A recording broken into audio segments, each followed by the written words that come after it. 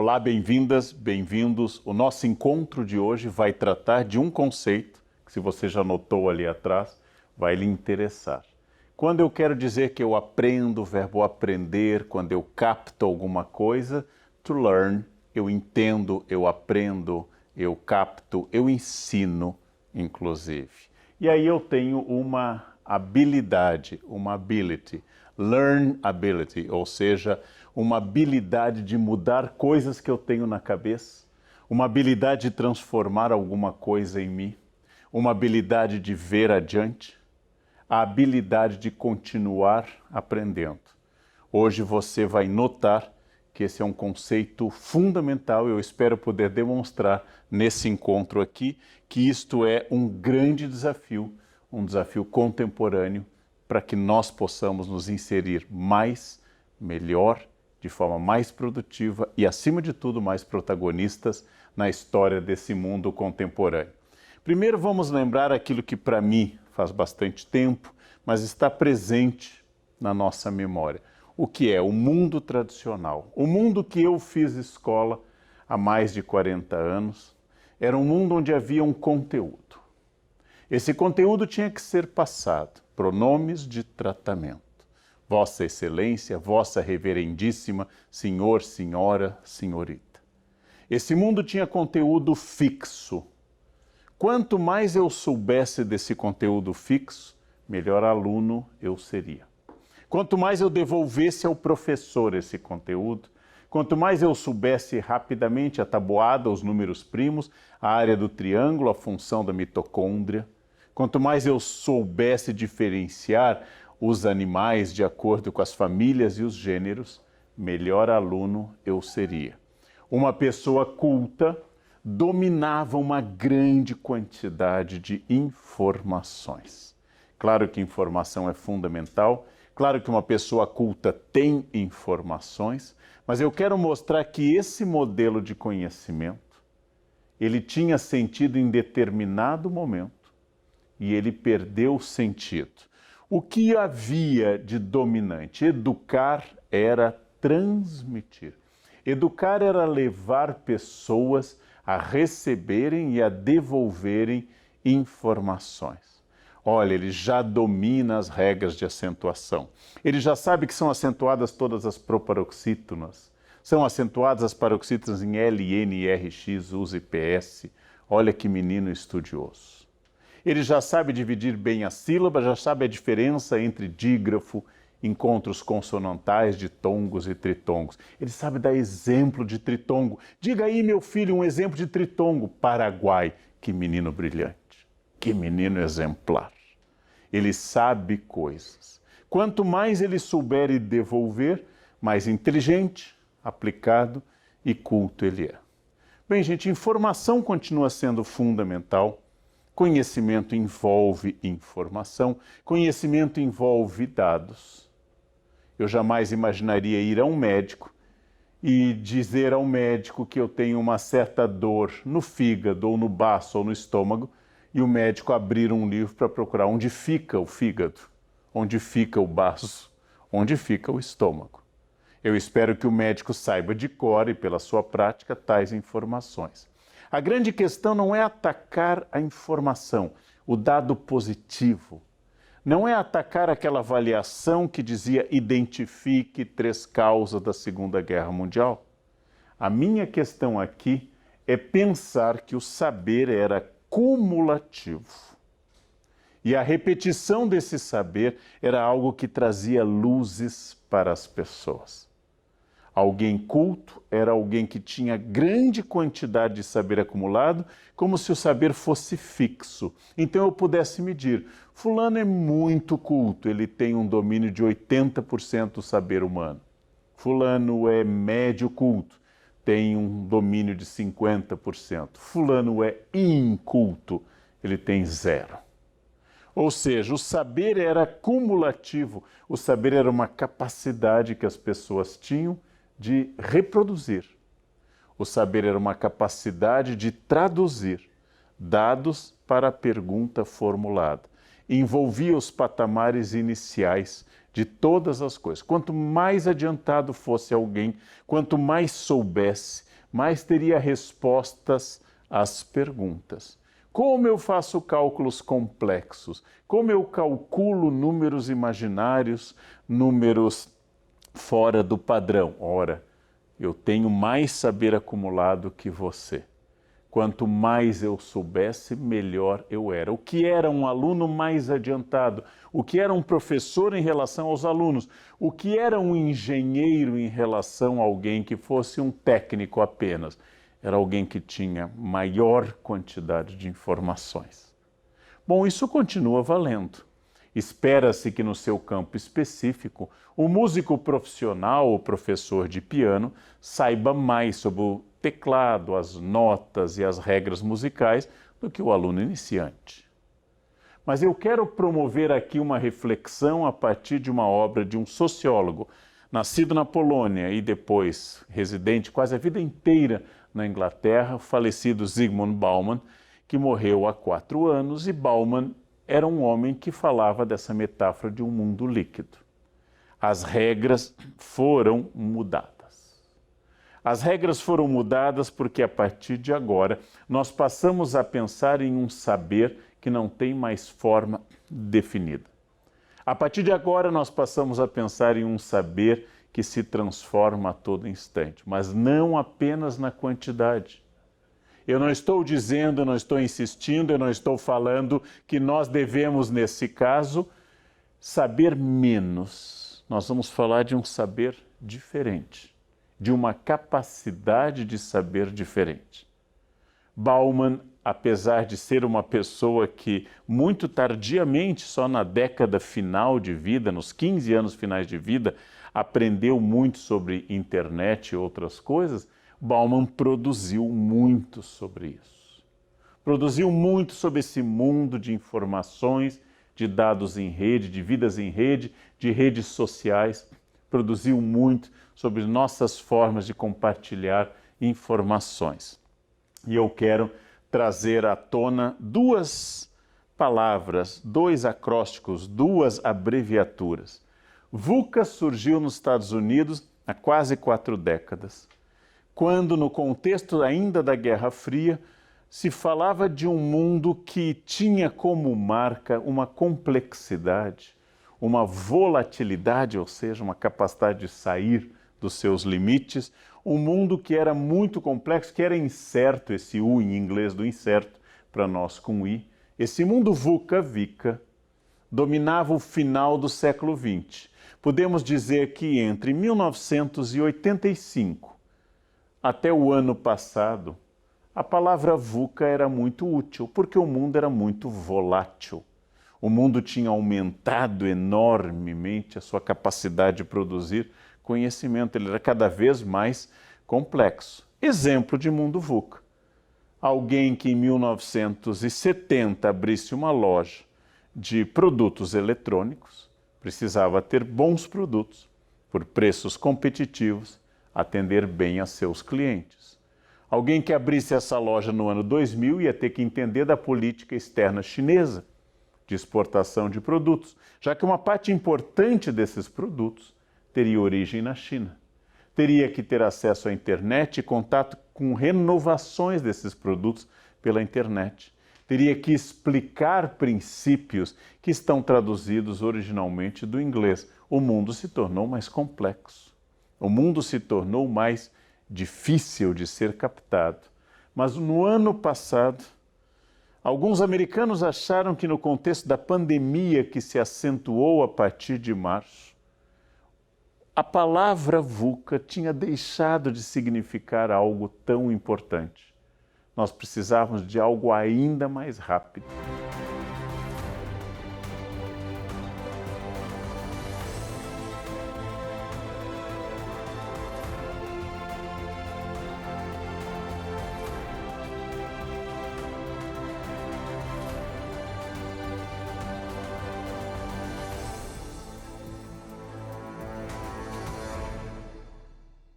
Ainda mais dinâmico, para falar desse mundo que tinha se fechado, se sentia frágil e tinha se tornado fora de qualquer controle. Então, no Vale do Silício há um debate E dos americanos surge a expressão bunny, esse B de frágil, Brighton, tem de esse A, esse N e esse I, oscilam em torno de um conceito de um mundo não linear, incompreensível. Ou seja, não é mais apenas, vejam a diferença entre um mundo complexo para um mundo incompreensível. Não há ninguém que domine todas as variáveis. O mundo é marcado pela ambiguidade, pela fragilidade. Por que a fragilidade contida na letra B? Porque um vírus, invisível ao olho nu, um vírus em plena era da tecnologia e de medicina avançadíssima, simplesmente faz o mundo fechar. E não o terceiro mundo, e não a origem do vírus asiático, mas o mundo fechar.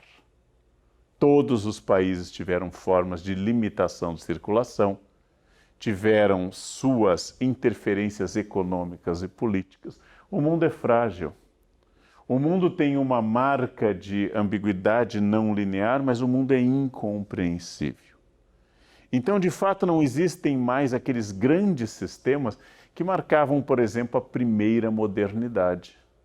A primeira modernidade convivia com grandes sistemas explicativos, grandes teorias explicativas, que hoje não parecem ter mais muito sentido. Aquela ideia de um professor que pegava suas anotações de faculdade e orientava toda a sua vida na graduação ou no ensino médio, dando aquele conteúdo, o mesmo conteúdo que ele aprendeu, não tem mais sentido. Houve uma aceleração da tecnologia. Nós estamos produzindo tecnologia desde a pré-história. O machado de pedra é uma tecnologia. O machado de bronze é um avanço tecnológico. O machado de ferro é ainda mais resistente, é um avanço tecnológico sobre os machados anteriores. Uma metralhadora, no seu objetivo militar, é um avanço tecnológico, ainda que cause mais mortes, ou exatamente por isso. Mas nós não falamos mais apenas de avanços tecnológicos de geração a geração.